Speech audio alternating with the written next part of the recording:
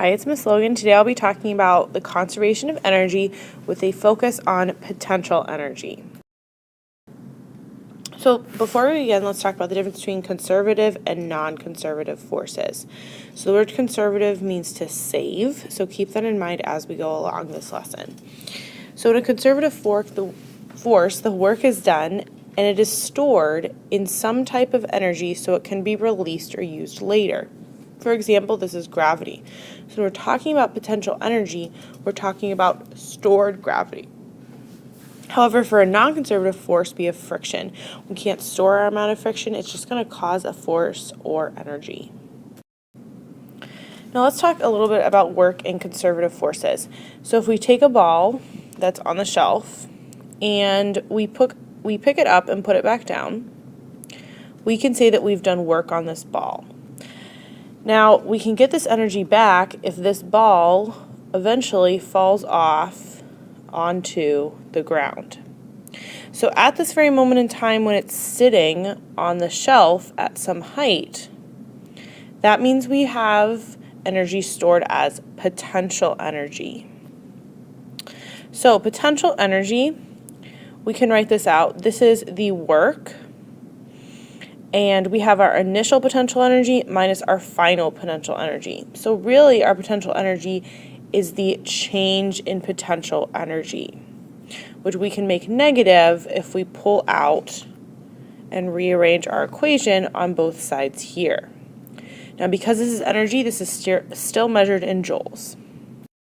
Now let's define potential energy a little bit more. So potential energy is the change from initial to final. We can also write this as mass times gravity times y, but let's write this a little bit nicer. So we use u because we're basically running out of different variables to use. So I also like to use PE for potential energy equals mass times gravity times height. Might be a little bit easier way to write it out. However, on a lot of AP things, we're writing potential energy as U. So it's just something to just keep in mind as you're going through.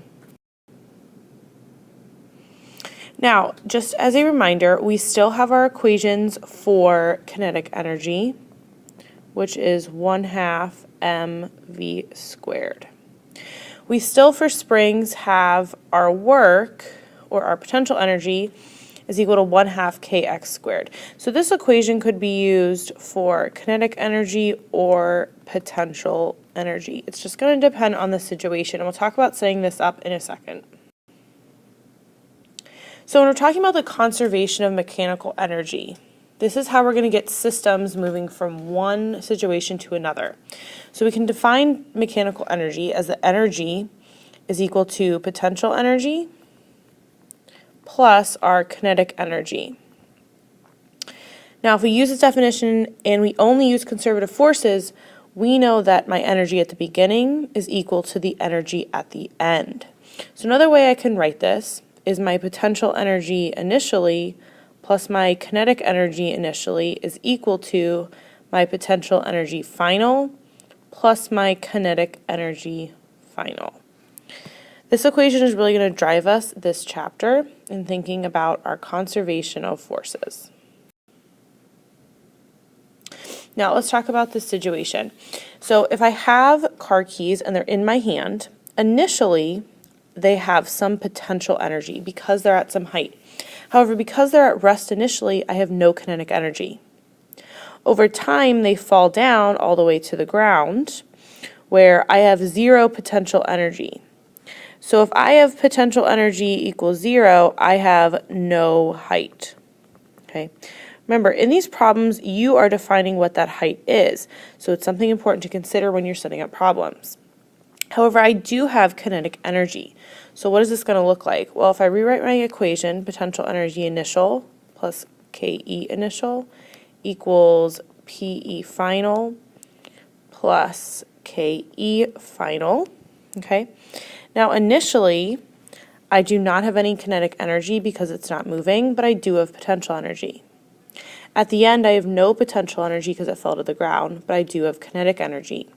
So this is actually potential energy initial equals KE final. So if I know this height, I will actually be able to solve for my final velocity, 1/2 mv squared. Now you'll note that my masses will actually cancel out at this point. So the only thing that I need to know to solve this problem is either height or velocity, depending on what I'm solving for. Now we may come to a situation where we have some non-conserved force that we have to solve for. This is when the total mechanical energy is not conserved. So our total work is equal to our work conserved plus our work non-conserved. Now we know our work conserved is our change in potential energy, which is U, plus our kinetic energy change. Now if I rewrite this equation, I can get this. So I have my negative change in potential energy plus my work not conserved equals my change in kinetic energy. This is all still equal to work total. Now if I rearrange this equation one more time, my work non-conserved is equal to my potential, my change in potential and change in kinetic energy equaling my total energy. So using the common language that we're using, this would be my potential energy final minus my potential energy initial plus my kinetic energy final minus my kinetic energy initial. This is all equal to my total change in energy and also equal to my work not conserved.